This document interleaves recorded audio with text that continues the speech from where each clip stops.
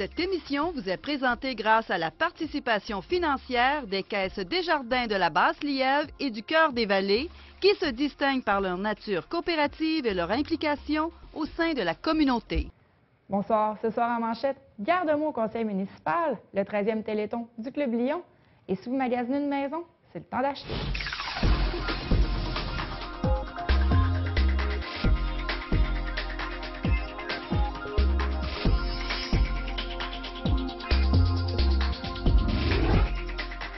Bonsoir et bienvenue à cette édition d'InfoMag du jeudi 21 novembre 2013.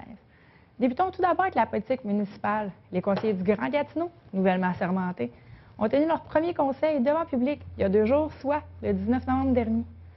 Plusieurs diront que c'est à prévoir, mais cette journée n'a pas été de tout repos pour les membres du conseil. Des guerres de mots ont éclaté entre le maire Penneau-Jobin et les conseillers indépendants. D'un côté, on retrouve le maire qui n'était pas très heureux d'apprendre que les 14 conseillers indépendants se sont réunis la veille du conseil afin de discuter entre eux de points qui étaient en litige. Le maire n'a pas ménagé ses mots et a lancé à ses collègues, et je le cite, « J'ai un cellulaire, une équipe qui a collaboré avec vous depuis le tout début, un directeur de cabinet que vous pouvez entrer en communication n'importe où. Pendant que vous étiez en rencontre secrète, moi, mon directeur de cabinet et mon attaché politique, on est en train de travailler sur les nominations. » Fin de la citation. Le maire s'est dit extrêmement déçu de la situation.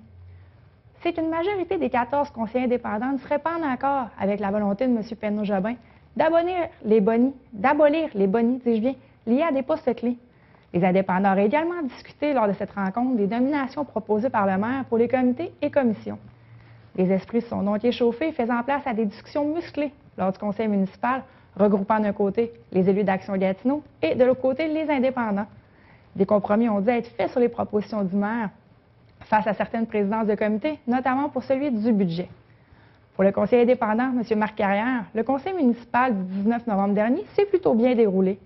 M. Carrière a été nommé à la tête de la commission de la sécurité publique et de la circulation et a géré à titre de membre sur la commission des loisirs, des sports et de la vie communautaire, du comité de travail ad hoc concernant l'entretien hivernal des réseaux routiers et pédestres et siégera à la Société de transport de l'Outaouais. On peut entendre le conseiller à ce sujet. Ça a très bien été, à mon sens, ça a très bien été. Dynamique, un conseil de compromis. On en a fait un bel exemple hier.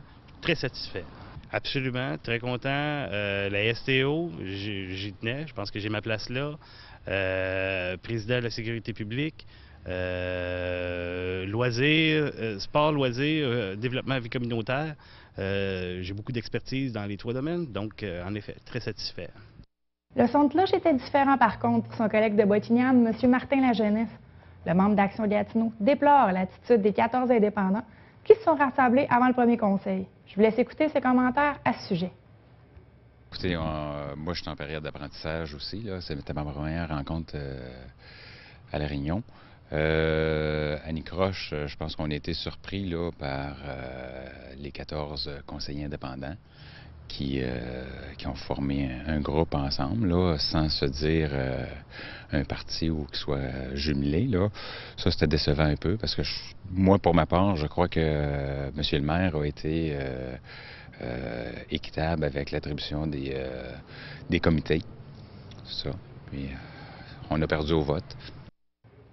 M. Lajeunesse s'est retrouvé bien malgré lui dans le milieu d'une querelle au conseil.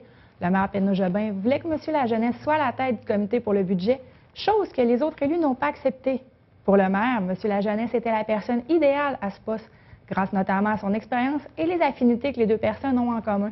Il faut rappeler que le président du comité sur le budget et le maire travailleront de pair afin de livrer le budget. C'est finalement le conseiller Denis Tassé qui a obtenu la présidence du comité. M. Lajeunesse est oui déçu, mais est prêt à travailler en équipe avec M. Tassé. On peut l'écouter à ce sujet. Bien, c'est sûr qu'il y a un côté là, que oui, ça me déçoit, mais moi, je suis là pour travailler pour les citoyens de Buckingham, tout ça, et je veux travailler dans le même sens que j'ai été élu avec le programme d'Action Gatineau, qui est, pour moi, qui fait bien du sens. Là. M. Lajeunesse siégera, en plus du comité budgétaire, sur la commission Gatineau Ville en santé, sur le comité pour Buckingham en fête, ainsi qu'au développement économique CLD Gatineau. Toujours en la politique municipale, l'ancien directeur général de la ville, M. Robert Ouimas, qui avait créé tout un émoi l'an passant en publiant une lettre ouverte où il sermonnait certains conseillers. M. Humas a donc été remercié de ses services et sera remplacé par Mme Marie-Hélène Lajoie. Mme Lajoie compte déjà s'attaquer à l'efficacité des employés municipaux. Rappelons qu'un sondage avait été fait sur la lumière à l'effet que certains fonctionnaires étaient au travail pour 40 heures, mais n'en travaillaient que 17.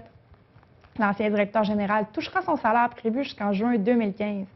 Au total, M. Humas recevra environ 400 000 $ pour son départ. Changement de sujet. Après avoir tenu 2 manifestations, le comité des usagers pour la STO passe en mode offensive alors qu'un sondage a été mis en ligne afin de collecter des informations sur les temps de déplacement des usagers, le tout à l'arrivée du Rapibus et depuis sa mise en service. Détaillé d'une manière précise, soit près d'une trentaine de questions, le sondage est disponible à l'adresse www.lantibus.ca et porte sur les habitudes des utilisateurs du service et autres services qu'offre la Société de transport de l'Outaouais. Le questionnaire demande, entre autres, si l'usager est un utilisateur du stationnement incitatif et si des coûts supplémentaires en frais de service de garde ont dû être déboursés depuis la mise en service du Rapibus.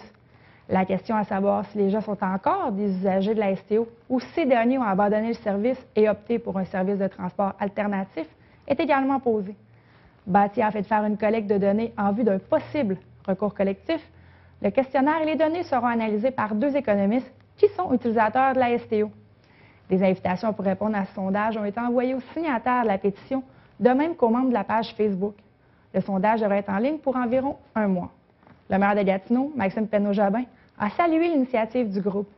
Je vous rappelle que les citoyens mécontents ont pu rencontrer des gens de la STO, des représentants de la Ville, afin d'exprimer leurs problèmes et tenter de trouver des pistes de solutions. Le conseiller Marc Carrière siégera, je vous le rappelle, sur le conseil d'administration de la Société de transport de l'Outaouais. La 13e édition du Téléthon du Club Lyon-Buckingham se tiendra le 1er décembre prochain de 13 à 21 h et sera diffusée sur nos ondes. De nombreux artistes seront présents tout au courant de la journée, dont, entre autres, Shakidar, Manon Célien, Dan Richard et Sabrina Lopez. L'événement est sous la présidence d'honneur du propriétaire du Métro Plus, situé sur chemin Lépine, M. Michel Allaurent. Le Téléthon permet la confection de paniers de Noël pour les familles et les gens vivant seuls et ayant des difficultés financières. Ainsi, c'est quelques 300 familles et personnes seules demeurant dans les secteurs de l'Ange-Gardien, Buckingham et Masson-Angers qui pourront passer le temps des fêtes le ventre plein. L'objectif pour cette année est fixé à 70 000 $, soit 7 500 $ de plus que l'an passé. Les gens qui désirent recevoir un panier de Noël doivent remplir un formulaire en se rendant dans les locaux de la maison de la famille Vallée de la Lièvre. Le formulaire doit être rempli avant le 12 décembre et la distribution des paniers se fera le 22 décembre prochain. Je vous invite à rester avec nous plus tard à l'émission. J'ai eu la chance de m'entretenir avec M. Yvon Brodeur, responsable du Téléthon. Mais pour l'instant, on peut entendre M. Pierre Boitler, président du Club Lyon, qui nous explique quels organismes profiteront des dons recueillis. 13e édition ici à Buckingham est une activité extrêmement importante pour Buckingham-Masson-Angers. Vos dons vont nous aider à aider plus de 300 familles, comme dans le passé. Et la demande devient de plus en plus grande. Alors, c'est très, très, très important que vous nous aidiez dans cette activité-là. Et puis, ça nous permet aussi d'aider les centres d'accueil privés dans toute la région de Buckingham-Masson-Angers, ainsi que les petits déjeuners de la Maison de la famille. Alors, on a vraiment besoin de vos dons. Et ça se fait dans les prochains jours. Alors, c'est un rendez-vous. Merci. Le maire de l'Ange-Gardien, M. Robert Goulet, avait mentionné l'importance du parc d'affaires lors de l'émission Parole à élus d'il y a quelques semaines. Le parc d'affaires a maintenant sa pochette promotionnelle. Créant près de 200 emplois, c'est plus d'une vingtaine d'entreprises qui sont installées dans le parc d'affaires. Imprimée à 1000 exemplaires, la pochette sera distribuée dans les salons et congrès afin de faire la promotion du parc. Vous serez bientôt en mesure de retrouver les informations contenues dans la pochette sur le site Internet de la municipalité. Le 8 mars est la Journée internationale de la femme, mais saviez-vous que le 19 novembre est la Journée de l'homme? Peu de gens le savent, malgré un bon nombre de ressources qui existent pour les hommes en difficulté. Les hommes auraient de plus en plus de difficultés à aller chercher de l'aide lorsqu'il y a besoin. La table de concertation L'Outaouais au masculin a voulu dresser un portrait de la situation des hommes en Outaouais. Si je peux résumer, le modèle masculin est un homme fort qui a tendance à minimiser ses problèmes et à attendre trop longtemps avant d'aller chercher de l'aide. Le stress du quotidien, une rupture amoureuse, problèmes financiers peuvent être des déclencheurs de détresse. On n'a qu'à penser au cas très médiatisé de l'ex-cardiologue, M. Guy Turcotte. Le collectif a donc mis en ligne un site Internet où on peut retrouver toutes les informations nécessaires afin d'aider ou de référer les personnes qui auraient des problèmes. Les informations se trouvent au www.donne-toi-une-chance.org, tout dans un mot. Si vous avez de la difficulté à vendre votre propriété, dites-vous, vous n'êtes pas le seul. On assiste à un fort ralentissement du marché en Outaouais. Mais si par contre vous prévoyez acheter une maison, c'est le temps de débuter votre magasinage. Moins de personnes viennent s'installer en Outaouais, ce qui explique cette abondance de maisons mises en vente. Également, c'est près de 1000 maisons de moins qui ont été construites. Donc, avec le resserrement des conditions d'emprunt, les compressions d'emploi au gouvernement fédéral, le marché recommence à favoriser les acheteurs de propriétés, les vendeurs n'ayant d'autre choix que diminuer leur prix de vente. La 13e édition du Téléthon des Lions se tiendra le 1er décembre prochain. J'ai eu la chance plus tôt aujourd'hui de m'entretenir avec M. Yvon Brodeur, responsable du Téléthon. Je vous laisse entendre l'entrevue.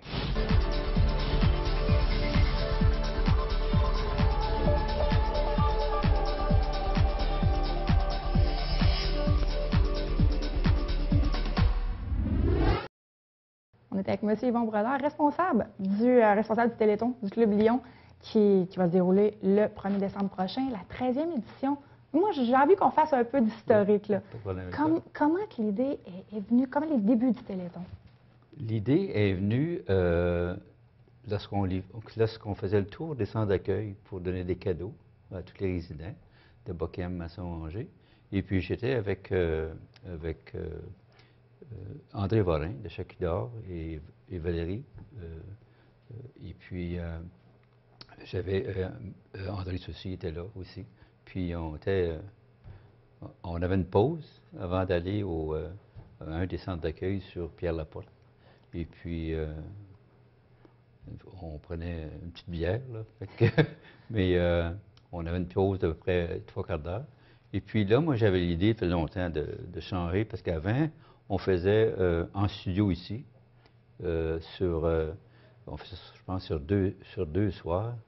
On avait des sketchs, puis de préparer d'avance, filmer d'avance.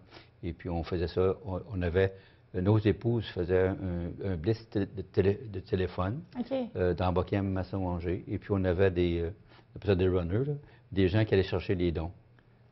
Ça a débuté. Et puis moi, je trouvais que c'était pas interactif. Les gens, ils appelaient au téléphone et ça finissait là. Il y avait un peu de choses à la télévision, mais c'était pas interactif. Fait que j'avais l'idée depuis plusieurs années de faire un téléthon, mais j'ai dit comment qu'on organise.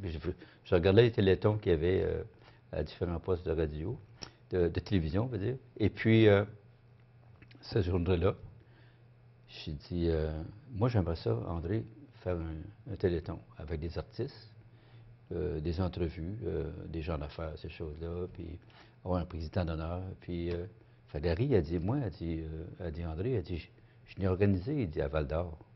Fait qu'elle dit, je peux te coacher là-dessus. Vous avez trouvé un mentor, là. C'est exactement. Puis c'est le même, on en parlait, puis un an plus tard, on débutait le premier téléthon, le 13 ans passé. Est-ce que les gens ont embarqué tout de suite avec vous? Vous avez dû cogner à plusieurs portes. Oui. On a... parce qu'il y a des coûts rattachés à faire un téléthon. Il y a des coûts de scène, il y a des coûts de son. Et puis, comme j'ai dit que je vais vendre de la publicité. Aller chez des commanditaires majeurs. Les commanditaires majeurs, j'en ai 30 à 35, de 500 $ chacun. Et puis, avec ça, on est aussi en collaboration. On a été chercher 104.7 FM pour faire de la publicité pour nous, avec les animateurs qui venaient en studio la journée du Téléthon.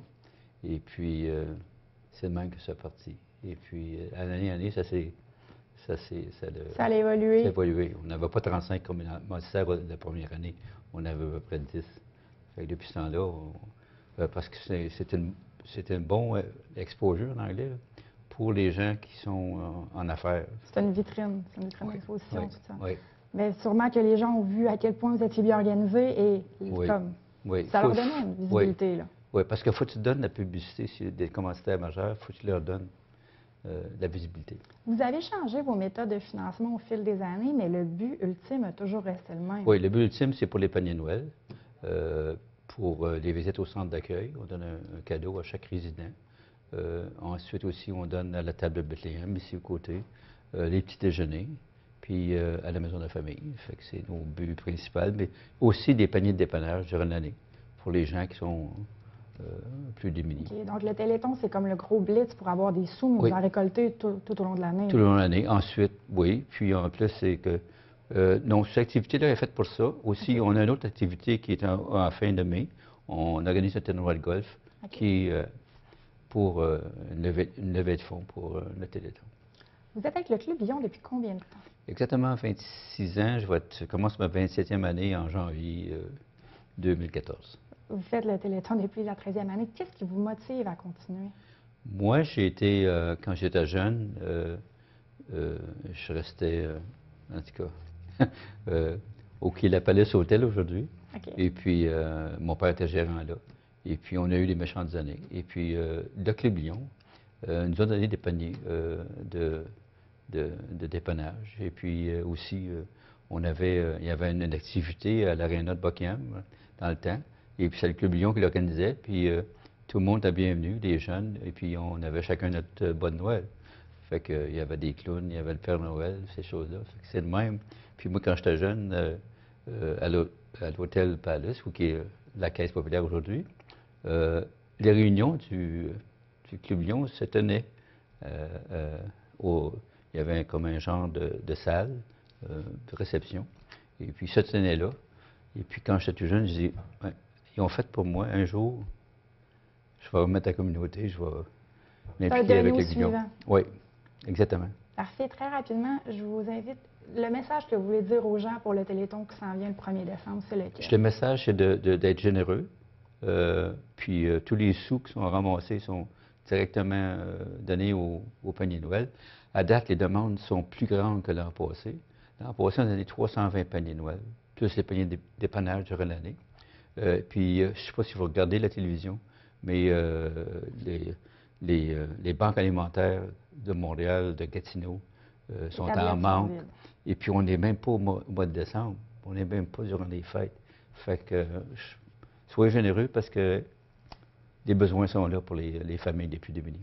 M. Brodeur, merci beaucoup et on se voit au Téléthon le 1er Merci décembre. de votre implication. Merci.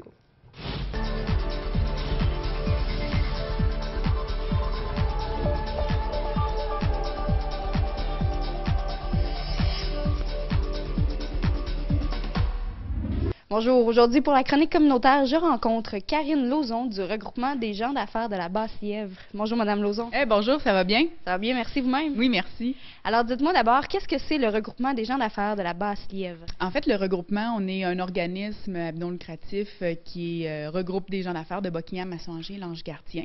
Et de là, on fait aussi des rencontres, des groupes 5 à 7, soupers gastronomiques. Donc, le but, c'est vraiment que les gens puissent se rencontrer entre eux, échanger et faire du référencement.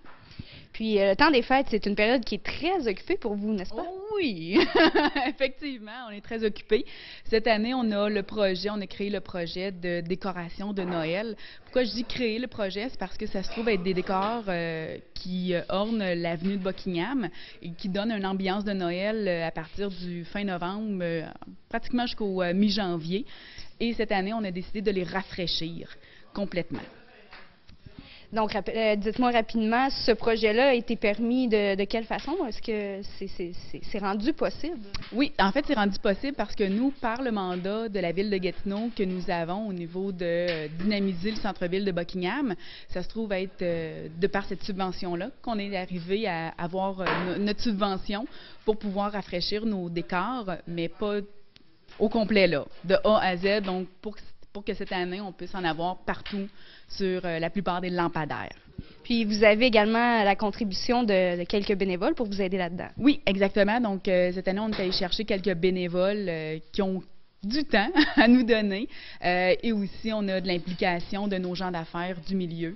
Donc, ne serait-ce que quelques membres de conseil d'administration du regroupement des gens d'affaires et aussi Mme Carole Lajeunesse qui a à cœur son centre-ville nécessairement. Puis oui, un gros merci à nos bénévoles. Donc, c'est nos gens proches de chacun de nous. Puis en terminant, dites-moi, est-ce qu'on peut encore retrouver le tirage de Noël cette année?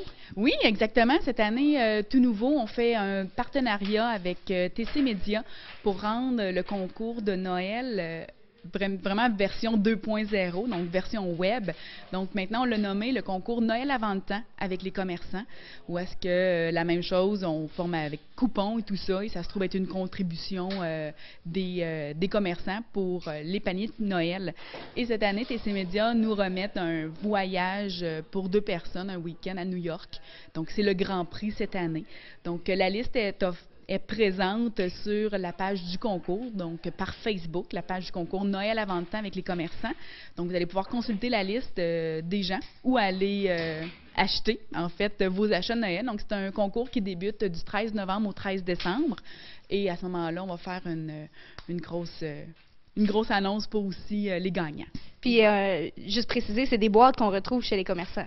Oui, en fait, l'idée, c'est de s'inscrire par le web, par la page du lebulletin.net, aller chercher le concours regroupement des gens d'affaires et concours Noël avant le temps avec les commerçants. Et on s'inscrit, on priorise le web. Par contre, il va y avoir quelques boîtes un peu partout sur le territoire de la Basse-Lièvre chez les commerçants, nécessairement les commerçants qui participent. Donc, on a environ 5 à 7 boîtes qui vont être un peu partout là, sur le territoire. Je vous remercie beaucoup, Mme Lauzon. Je vous souhaite de belles fêtes. Oui, merci vous aussi. Alors voilà, c'était Émilie Charon-Pilote en compagnie de Karine Lauzon pour la chronique communautaire.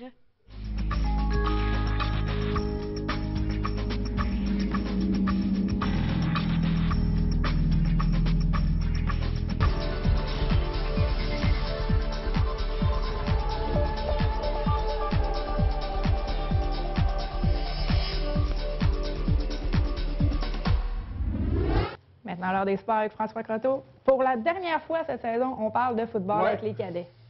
Effectivement, puis on va commencer avec justement les cadets. C'était le championnat interrégional en fin de semaine dernière et ça a couronné une très belle saison de leur part. Ils n'ont pas subi la défaite, 11 victoires cette saison. Ils ont remporté une victoire, mais difficilement quand même, 27-22 contre les Gothiques, une équipe là, de l'Estrie.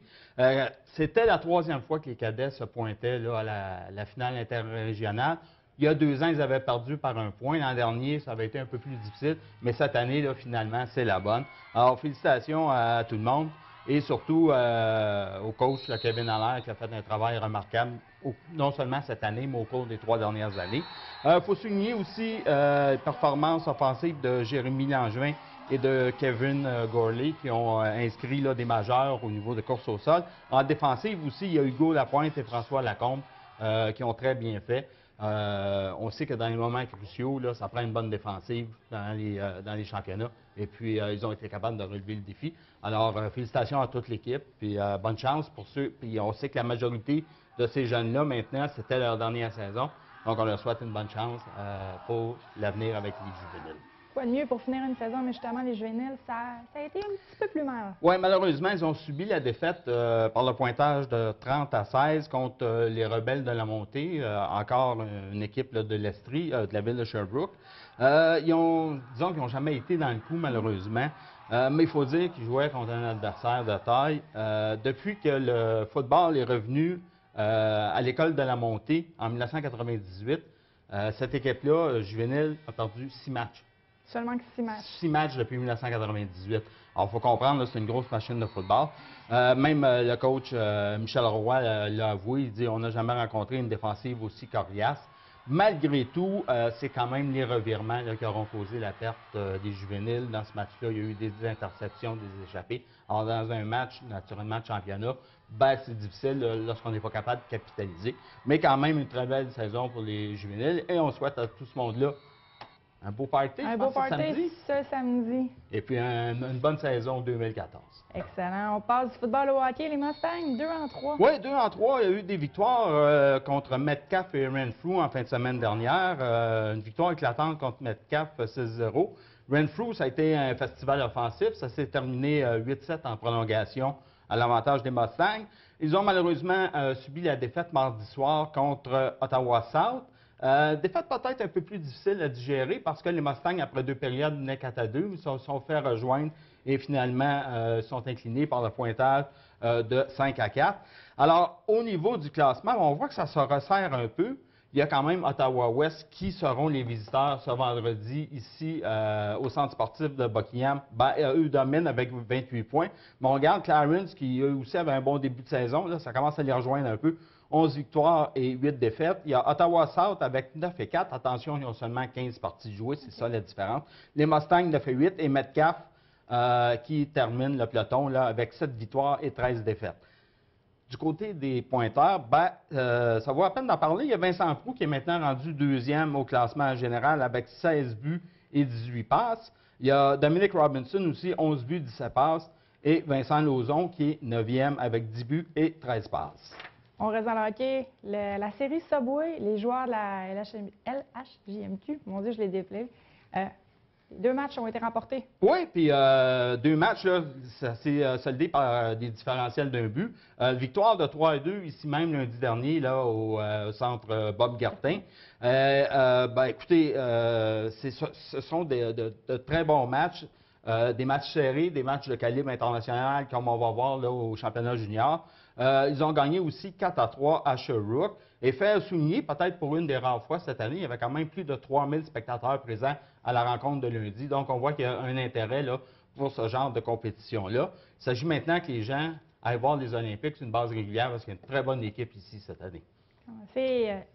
L'infirmerie des Olympiques déborde plusieurs malchances. Oui, bien, effectivement, là, il y a 8 joueurs qui sont incertains pour les 2 matchs de la fin de semaine, notamment là, Martin Rivail, là, qui lui aussi n'est pas sûr. Simon Tardif-Richard, ben, il y a encore un plâtre au bras. Ça va pas bien jouer avec. Oui, il y en a un qui a reçu une rondelle en pleine figure à l'entraînement. Puis il faut dire que Benoît Groux et Émile Poirier, sont encore là, avec l'équipe junior. Donc, ils ne seront pas là en fin de semaine. Gros match demain soir, le 22, c'est Rimouski. L'équipe en 2e position dans la section Est. Et le dimanche, les Olympiques rendent visite à Victoriaville. On sait que c'est jamais facile à Victoriaville. On va leur souhaiter la meilleure des chances dans le fond pour casser la malchance. On reste dans le hockey, midget AAA. Oui, on sait que la semaine dernière, il y avait un joueur qui s'est mis en évidence là, au niveau de l'attaque. Cette semaine, l'honneur est revenu à Olivier Ching-Gomez, qui s'est mérité le titre de joueur défensif de la semaine dans le circuit. Il a amassé 4 points dans une victoire de 4-3 contre le Rousseau Royal de Montréal, de Laval-Montréal. Tout un nom, on pourrait peut-être raccourcir ça un peu. Il faut dire que cette équipe-là est en première position. Donc, on voit là, que ça va un peu mieux du côté du midget 3A. On leur souhaite bonne chance. Et à noter, Philippe Pelletier-Leblanc a été rappelé par Drummondville. On sait que c'est lui qui avait été nommé le joueur offensif il y a 2 semaines de ça. Un bel honneur. Et là, Vanessa Lepage-Joannis, un nom à retenir. Pourquoi? Oui, pourquoi? Bien, écoutez, elle est championne canadienne en boxe. Elle va maintenant faire partie de l'équipe nationale senior. Elle devait justement là, disputer des rencontres pour se classer au niveau de l'équipe nationale senior, mais son adversaire, Amy Willimott, s'est retiré. Mais c'est contre elle qu'elle avait déjà gagné le championnat canadien. Je ne sais pas si c'est un signe des temps ou quoi. Ce qui est fantastique aussi, c'est que Vanessa fait de la boxe depuis environ 1 an et demi. Avant ça, c'était une athlète d'athlétisme. Elle excellait en piste et pelouse. Alors, en 17 mois, elle a 10 combats, 9 victoires. Et elle vient d'être nommée boxeuse de l'année dans la catégorie des 17-19 ans par la Fédération québécoise de boxe. Je suis certaine qu'on va en reparler très bientôt. Ah oui, oui. Et là, on passe de point à la piscine, le water polo. Oui, une autre grosse compétition là, qui s'amène ici à Gatineau, c'est la Coupe Canada de water polo. C'est du 2 au 8 décembre prochain. Naturellement, l'équipe nationale va être là. Mais les Australiennes qui sont championnes du monde de 2013 et les Américaines qui sont championnes du monde de 2012 vont être aussi là, ici au centre sportif. Habituellement, ça se déroule à Montréal, mais la piscine est encore brisée de ce côté-là. Fait que Gatineau en profite. On sait que cet été, on a eu la Coupe FINA. Alors, mettez ça à l'agenda du 2 au 8 décembre. Water polo au centre sportif. Environ 30 secondes de baseball, le Hall Volant a de nouveaux coachs. Oui, rapidement, c'est le personnel au complet de l'attaque Midget 3A là, maintenant qui vient de graduer là, au niveau là, du Hall Volant junior. Donc, bonne chance à Roch Séguin, Éric Robichaud, Éric Boisvert et Luc Champagne. On rappelle que l'an dernier, le Hall Volant, malheureusement, n'avait pas fait les séries éliminatoires. Malheureusement. C'est tout le temps qu'on a. François, merci. Je vous remercie d'avoir été des nôtres. Je vous invite à rester à l'antenne pour la présentation des émissions qui suivent et on se dit à mardi prochain. Passez une très bonne soirée.